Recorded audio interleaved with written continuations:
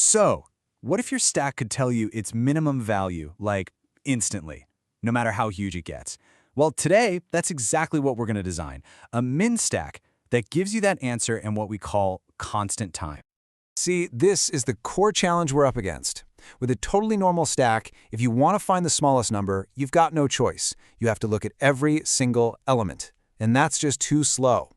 We're aiming for an answer right away, which in computer science lingo is O of 1, constant time.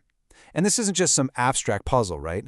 Think about tracking the lowest price of a stock in real time. You need that minimum value now, not after scanning a million data points. So let's define our terms. A min stack is basically a regular stack with a superpower. It still has to do all the normal stuff, push, pop, and peek at the top element. But it's also got this fourth amazing operation, get min. And here's the kicker, the non-negotiable rule. All four of these have to be constant time. Their speed can't ever depend on how many things are already in the stack. Okay, so what's the first thing you'd probably think of? To find the minimum, just look through everything, right? It's simple, it's obvious. So let's build a quick stack and see exactly why that straightforward approach just completely hits a wall. Okay, let's build a simple example. First, we push the number 5. Our stack is nice and empty, so in it goes. Next up, we push a 3. Now, you know how stacks work, last in, first out, so that 3 goes right on top of the 5. And for our last move, let's push an 8. So now our stack is all set, 8 is at the top, then 3 and 5 is way down at the bottom. All right, time to find the minimum. Using the scanning method, we'd have to start at the top, right? We'd look at 8. Then we check the next one, 3. Okay, 3 is our new minimum so far. Then we check the last one, 5. Nope, 3 is still smaller. So we found it, it's 3. But notice what we had to do. We had to look at every single item. And that is the big, glaring problem. This simple scan is what we call an ON operation.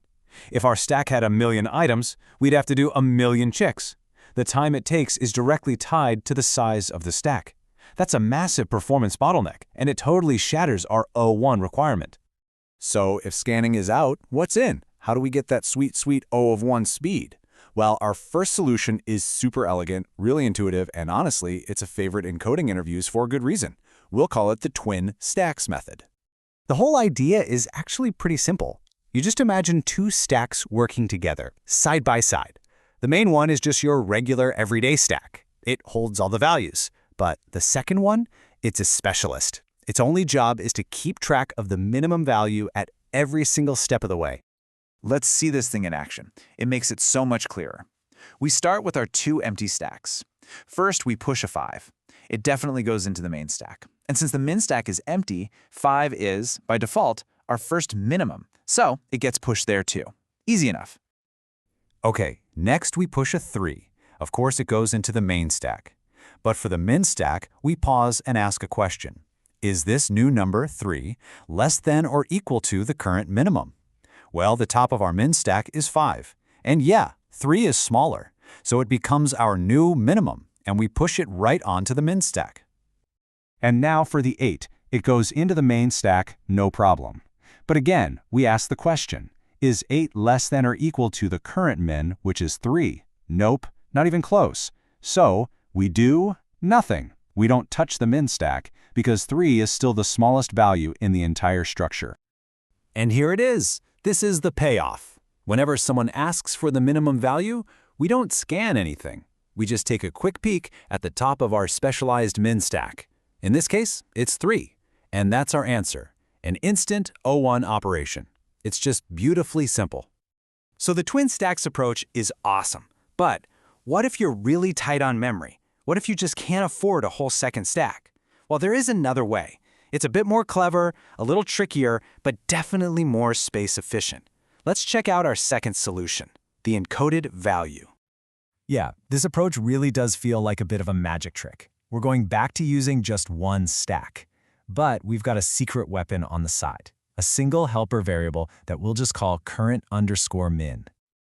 All right, you're going to want to pay close attention here, because this is the secret sauce of the whole method. Whenever we push a new number, let's call it x, we first check if it's smaller than our current min. If it is, and only if it is, we do something weird. We don't push x. Instead, we push this specially calculated encoded value, 2 times x minus the old current min. Then, after we've pushed that strange number, we update our current min variable to be x. I know it sounds weird, but that encoded number is like a breadcrumb that's going to help us find our way back later. Okay, I know that sounds abstract, so let's make it real. Let's say our current min is 5, and we want to push the number 3. Well, 3 is definitely a new minimum, so we follow the rule.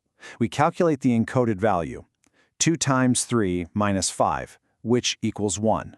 So the number 1 goes onto the stack, not 3. Then we update our current min variable to 3.